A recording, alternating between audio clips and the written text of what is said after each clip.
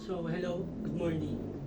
Ang ituturo ko sa inyo ngayon or i-discuss ko sa inyo ngayon is finding the sum of all counting numbers. So, finding the sum of all counting numbers. Ano nga ba yung mga counting numbers? Counting numbers are all whole numbers that are positive integers.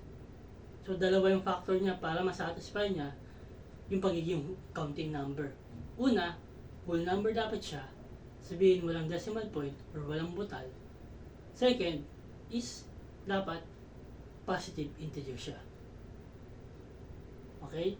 So ano yung mga example niyan? 1, 2, 3, 4, 5, 6, 7, 8, 9, 10, 11, 12, so on and so forth. Hanggang umabot ka ng million, billion, gazillion, as long as whole number siya and positive integer siya, counted siya as counting number. So, is 0 ba is a counting number? Hindi. Bakit? Kasi 0 is not a positive integer. So, 0 is not a positive integer. Pero hindi rin siya negative integer. 0 is the neutral side to the positive tsaka negative axis or plane. So, looking at this in this simple series. So when we say series pala, when I say series, it means sum of a sequence. So total sum siya total sum siya ng isang sequence. So ang sequence na to is is all counting numbers or addition ng all counting numbers. Looking at this simple series, ang unang mo agad isip na sagot is what? Pag pinagad mo lahat ng positive whole numbers, ano agad unang maiisip? Positive infinity. Tama. So, positive infinity. Which is, logically, parang tama naman. Kasi nag-add ka eh. 1 plus 2, 3, di ba? 3 plus 3, 6. Plus 4, 10. Plus 5, 15. Plus 6, 21. Plus 7, 28. Plus 9, 37. Plus 10, 47. Plus 11, 58. Tama ba? So, ano nangyari is, pataas ka ng pataas. So, kung pataas ka ng pataas, pagdating mo dun sa mga millions, billions, gazillions, approaching ka na sa what? Sa positive infinity. So, tama ba itong sagot na to? Hindi. So, ano ngayon ang sagot? Solvein natin. So, dito sa pangalawang series to, itong S sub G or S gamma ko, ang tawag dito is Ganid series. So, ano nga ba yung Ganid series? Ganid series is yung sequence na is 1, minus 1, plus 1, minus 1, plus 1, minus 1, plus 1, so on and so forth. By the way, si Ganid is name of mathematician. So, siya yung, sa kanya pinangalan yung sequence na to, or yung series na to. Kaya tawag sa kanya is Ganid series.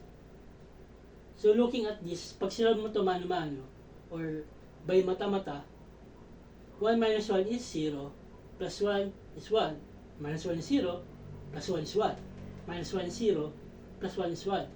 So, dalawa lang ang possible na sagot, either 1 or 0. Depende kung saan ka hihinto. Hihinto ka ba sa, pag huminto ka sa negative 1, 0 siya. Pag huminto ka sa positive 1, 1 ang sagot. Tama? Mali. So, paano sinusolve yung mga ganitong klaseng series? Sa advanced algebra, may tatawag tayong miscellaneous solution. Or, ano ba pinakaiba pala ng algebra sa advanced algebra? Sa algebra, dinidepensya niyo yung concept or yung theories behind math or behind higher math. Sa advanced algebra, pinaglalaroan mo siya or ginagamit mo yung mga theories na yon or yung mga laws na yon sa mathematics para masolve mo yung value na hinahanap mo. Regardless kung ano yung hinahanap mo. Okay? Kung siya yung hinahanap mo, hindi natin masagot yun. Kung hinahanap mo yung value mo sa kanya, hindi din masagot ng advanced algebra yun. Pero ito, masasagot to ng advanced algebra. So, paano ko to gagawin? Or paano ko paglalaroan tong series na to para magkapapako sa isang numerical value na hindi infinity, hindi negative infinity, hindi undefined. Dapat may number. So pag pinactor out ko tong negative 1 sa buong series na to, ano magiging itsura ng series ko? So bring down ko to si 1, factor ko si negative 1. So pag pinactor out ko yung negative or pag nilabas ko yung negative sa isang operation or sa isang equation, ano ba nangyari dun sa operation niya? Nagbabago ng sign. Yun yung common term, nagbabago ng sign. Pero yung proper term is nag-i-inverse yung operation. So pag addition siya, pag pinactor out ko si negative, magiging subtraction. Kung subtraction siya, pag pinactor out ko si negative, magiging addition. So itong negative 1 na to magiging positive 1 na, then negative 1, positive 1, negative 1, so on and so forth. So nag-alternate ka lang ng signs. Pero ngayon makikita mo na itong naka-parenthesis na to, itong buong naka-parenthesis na to is, ito rin siya. Tama? So ano ba value na to? Ang sabi natin, ang value na to is SG. So si SG pala equals sa 1 minus SG. So itatranspose ko ngayon si negative SG sa kabila. Meron na akong 2 SG equals 1. Or SG equals 1 half. So may value na ako ng series na to. 1 half.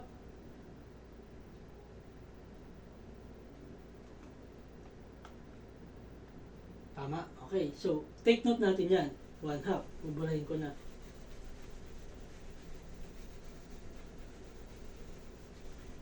So, pag kinuha mo pala yung sum, yung sequence na to, 1 minus 1 towards infinity, so on and so forth, ang magiging numerical value niya is 1 half.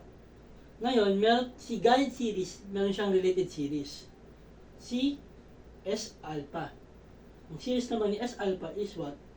1 minus 2 plus 3 minus 4 plus 5 minus 6, so on and so forth.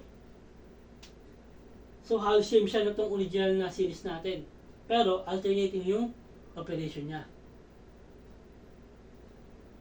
So ngayon, paano naman sinasolve to? Si S alpha.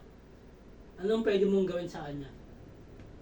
Paano mo siya paglalaroan? Ang tip ko sa inyo sa mga ganito klaseng problem, sa mga proving problem ng math or theoretical math, pag may binigay sa inyo ng original series or dito sa problem natin na to, si Ganit series, hanapan nyo siya ng way para makorelate siya dun sa mga susunod nyong equations or susunod nyong series. Parang logic lang. Diba sa logic, meron kang line 1, line 2, tapos conclusion. So meron kang proponent 1, proponent 2, then using si proponent 1, tsaka si proponent 2, magkakamap ka ng solution. So ganoon din dito. Para makuha mo yung solution na to, dapat magkaroon ka ng logic from series 1 to series 2.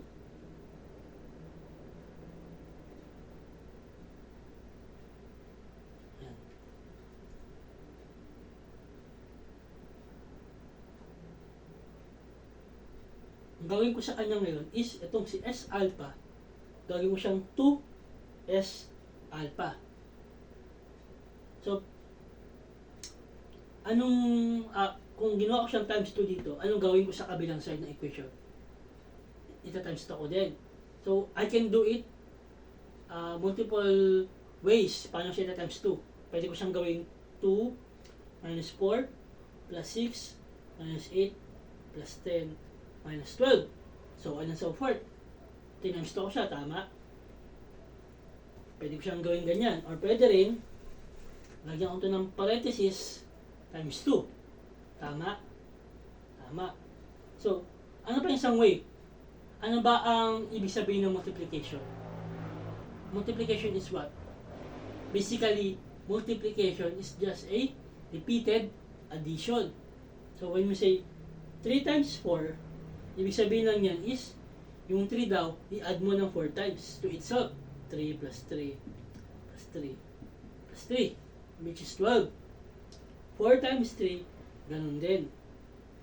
I-add mo daw si 4 sa kanyang sarili. 3 times 4 plus 4 plus 4 equals 12. So, 3 times 4 and 4 times 3 is both 12.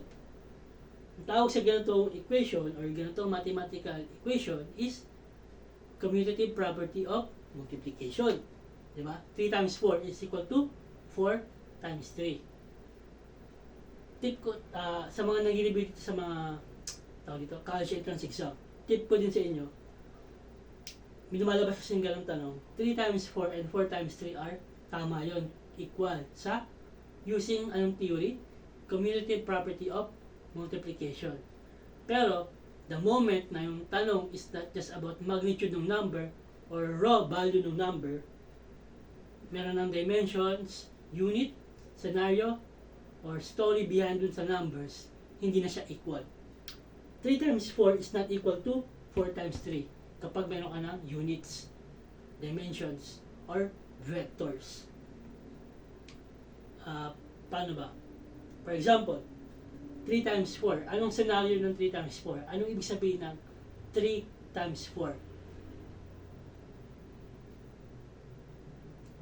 So, sa 3 times 4, meron akong 4 na tao. Kunyari, meron akong 4 na tao na binigyan ko ng tig-3 bag. So, meron akong 4 na tao na nakatanggap ng tig-3 bag. Sa 4 times 3, baliktad. Meron ako 3 tao na nakatanggap ng tig-4 na bag. Total of bags na natanggap nila is 12. Parehas. So, tama yun. Pero, yung number ng tao and yung number ng bag na natanggap ng each na tao is magkaiba. So, pag nagkaroon na ng scenario, ng unit, ng dimensions, yung mga magnitudes or yung mga numbers natin, hindi na gumagana yung mga commutative property ng operations natin. Or, basta yung mga property ng operations natin. Commutative, additive, zero property, regardless of multiplication yan, addition, subtraction. Ayun. So, tip lang yun sa mga magtitip ng mga college entrance exam. Kasi lumalabas yun. Nakaka-trick problems yun. Ayun. So, yun nga, since multiplication is just repeated addition, so para multiply ko ito ng 2 si S alpha, pwede kong gawin na 1 minus 2 plus 3 minus 4 plus 5 minus 6, so on and so forth. I-add ko lang siya dito. Plus 1 minus 2 plus 3 minus 4 plus 5, so on and so forth. Look at how I place yung numbers. Ba't di ko siya pinantay? Ito na yung part ng mga, sabi ko nga, sa advanced algebra, pinaglalaroan mo yung mathematical equation without breaking any laws or any rules ng mathematics. So, yung mga natutunan mong rules, laws, and concepts sa algebra, i-apply mo siya sa advanced algebra, paglalaroan mo na siya. So, dapat, bago ka tumungtong ng advanced algebra, master mo na lahat ng concepts or theories sa algebra. So, bring down 1. Negative 2 minus 1 is what? Minus 1. Ito is plus 1. Ito is minus 1, plus 1, minus 1, so on, and so forth. Ano mapansin mo dito? Itong nakuha natin sum is what? Is yung Ganid series natin. So, si 2S alpha pala equal kay SG. Si 2S alpha equal kay SG. Kay Ganid series. Alam natin si Ganid series what? 1/2. Diba? So, S alpha natin ngayon, ang value niya is 1/2 divided by 2 is 1/4. So, lagyan natin ito 1/4. Ayan. So, balik na tayo dito sa ating original series.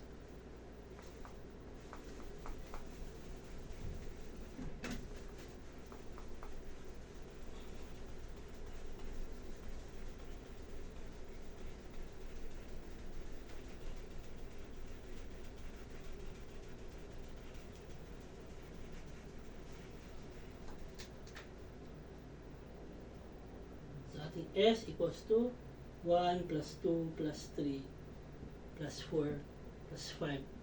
So on and so forth. Ngayon, paano natin i-apply ito si SG tsaka si S alpha para makuha yung sum nitong S natin or yung original series natin. Sige, paano? Tatingin nyo.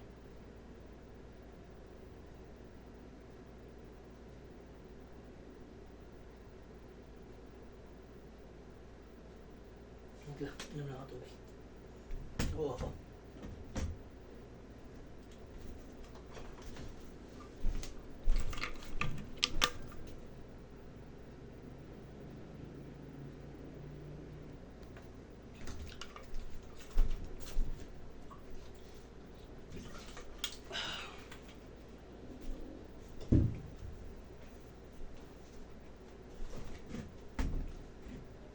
So may isip na kayong way kung paano natin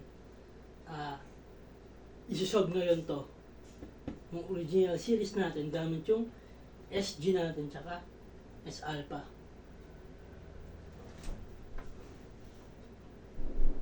Yan. So kung gagawin ko is S minus S alpha, mangyari ngayon sa equation ko sa kabila is 1 plus 2 plus 3 plus 4 plus 5 minus 1 minus 2 plus 3 minus 4 minus 5. So, ano so forth din. Ang magiging sagot dito is what? 1 minus 1 is 0. 2 plus 2 equals 4. 3 minus 3 equals 0. 4 plus 4 equals 8. And so on and so forth.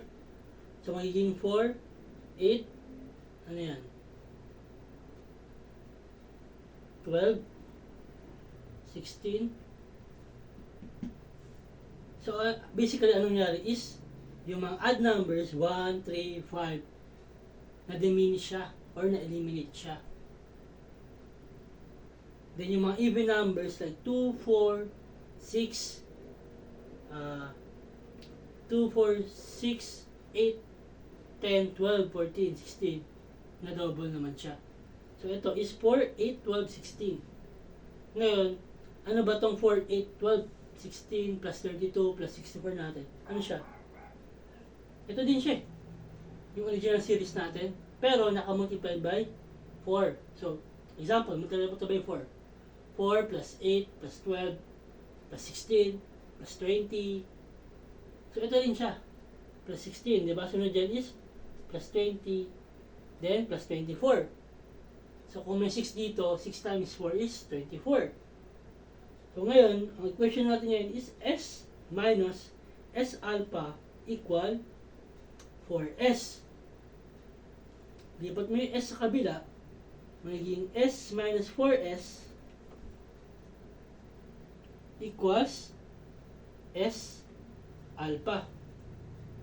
So, S minus 4S equals negative 3S and S alpha natin 1/4. So, ang S natin ngayon is what? S natin is negative 1/12. Ang layo sa positive infinity, di ba? So, pag nag-add ka daw or in-add mo daw lahat ng whole number, lahat ng positive whole numbers, makukuha mo is negative. Bukod sa negative, mas mababa pa siya sa 1. Nag-start ka sa 1, diyan nag-add ka pataas ng pataas. Ano ka mo sagot? 1/12. 1/12. Bukod sa 1/12 na siya, sobrang baba niya, negative pa. So, ang sum daw ng lahat ng counting numbers is negative 1/12. Hindi siya positive infinity. Yan. Diba? Mapaisip kayo. Ang hirap ng math. Parang, ganito pala sa advanced algebra. Ang gulo. Nag-add ako, pero nakuha ko negative. Nag-add ako ng puro positive. Pataas ang pataas. Ang nakuha ko bumaba. Bumaba dun sa original value. bukod sa bumaba dun sa original value, naging negative pa. Diba? So, pag na-encounter, actually yung mga gatong problem, dahil nasa, lumalabas to sa, sino ba balak magtitito ng LSAT, ng GSET, or GSAT, ano ba tamang term yun? GSAT ata. General Science Achievement Test, or Academic Test. Tama. General Sciences, GS Math na pala. General Sciences and Mathematics Achievement Test. Lumalabas yung mga gatong problem. Yan. So, ang choices doon, kung tanda ko pa, choices doon, positive infinity, negative infinity, undefined, tapos negative 1/12. Kung di mo alam paglaruan yung algebra na to, or paglaruan yung or yung paglaruan yung concepts ng algebra behind series or sequence, unang mga agad maisip na sagot dito is positive infinity. Which is by logic mo, ang tama naman talaga dapat positive infinity kasi nag-add ka nga eh. Paano ka nakakuha ng negative sa pag-add ng positive numbers? Di ba? Pero, using the whole math or using the whole theory of algebra, ang lalabas sa sagot is negative 1/12. Ayun. So, mandatory introduction lang yun. Pero, syempre, ang topic ngayon is what? Career orientation. So, yun.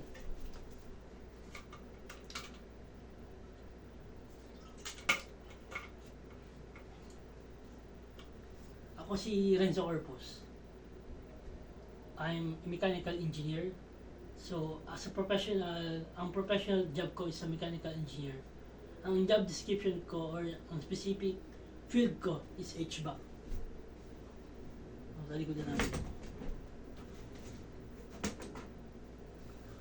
What is HVAC ba? HVAC is heating, ventilating, and air conditioning. So, doon muna tayo sa part ng air conditioning kasi dito madaming namamaling concept or madaming misconceptions. So, air conditioning is not about cooling or not just about cooling.